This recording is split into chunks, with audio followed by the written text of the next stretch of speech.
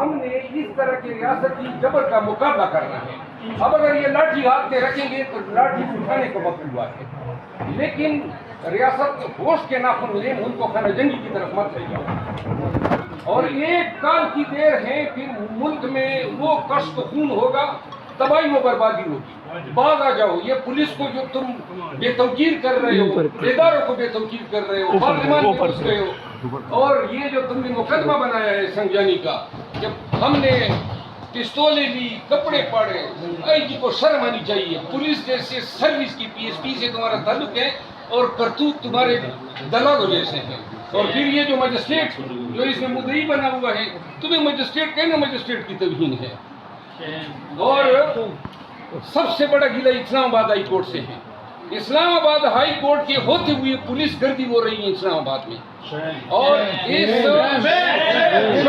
यार अदालत है, आपने देखा पार्लियामेंट से निकल रहे हैं, सुबह इन्होंने पर्चा किया, FIR नहीं था और गिरफ्तारी कर ली।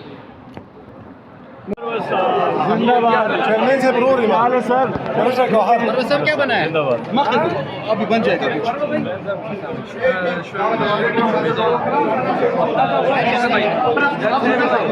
प्लीज रुकिए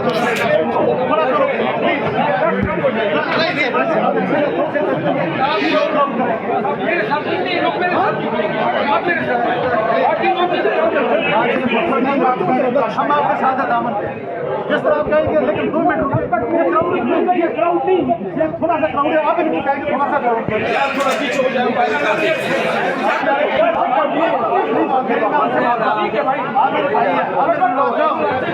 मत करें ऐसी बात।